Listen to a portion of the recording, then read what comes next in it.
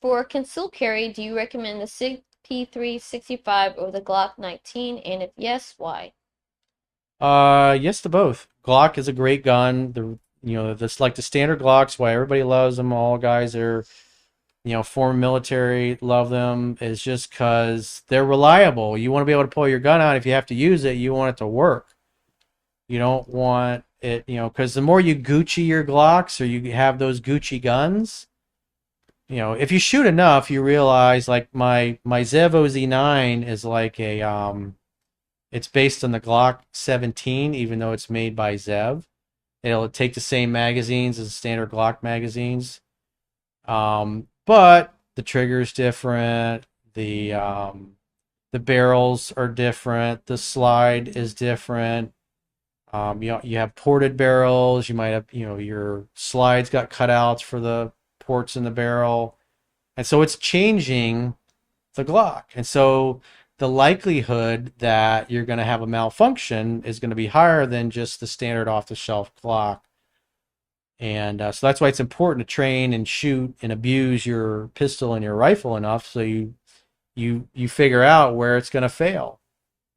Like my Zev, when I got to, I think it was around 8,000 rounds through it. I was in the gun range with John shooting, going through a shit ton of rounds like we normally do. And, on the recoil, after one of my shots, it didn't work. And the slide was back partially. And what had happened was there's like these two little appendages on the barrel. So it slides back this way.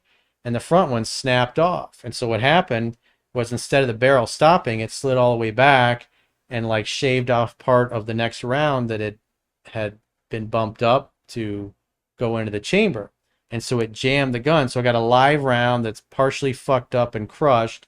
It's stuck in my gun. So it's a very dangerous thing because if that goes off, you know, the gun could blow up basically. And so we had to carefully take the back of the slide off so we could undo that and get it out of the gun. And it was the barrel was bad. And when we were talking to the people at Zev, they said they had, during the heat treatment process, some of them weren't heat treated properly. And so they would tend to get micro fractures and then fail.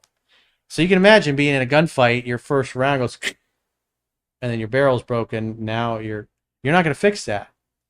So from a reliability standpoint, you want to get at least a few thousand rounds through any gun that you're going to carry. Most people just stand there in a indoor gun range and carefully,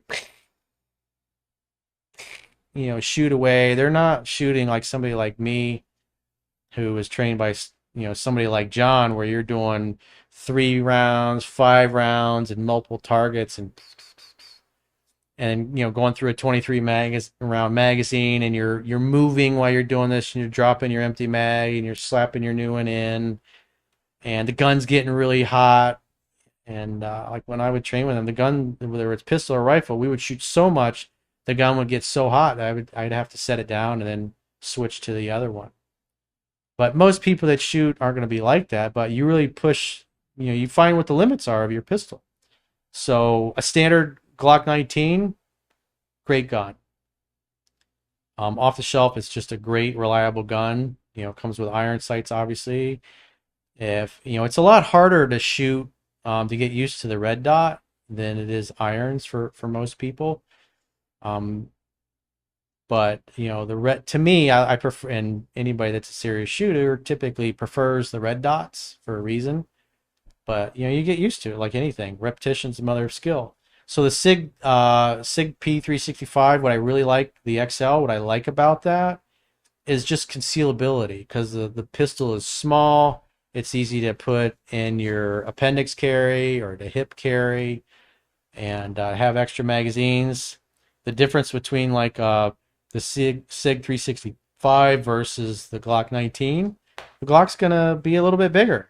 So it's, if you're a smaller person, or you're a woman carrying it in your purse, it's going to be a little harder to conceal. But for recoil management, the Glock is going to be a much smoother, just because it's a bigger gun. And the SIG it's got some kick to it. So, but again, that's why you train with it. So you push the gun until it fails or it gets too hot or you realize what it can and can't do. Plus, guns tend to be really tight when you first get them, and so you need enough shots through it to get it to loosen up. Plus, the more you shoot, you get carbon and crap that builds up in the gun and the barrel, and so you got to clean it, you got to keep it oiled. Because if your gun is not properly oiled and you let it get real dirty like we tend to do, and you don't oil it enough, it'll jam on you. So my rifle is really clean right now. So thank you.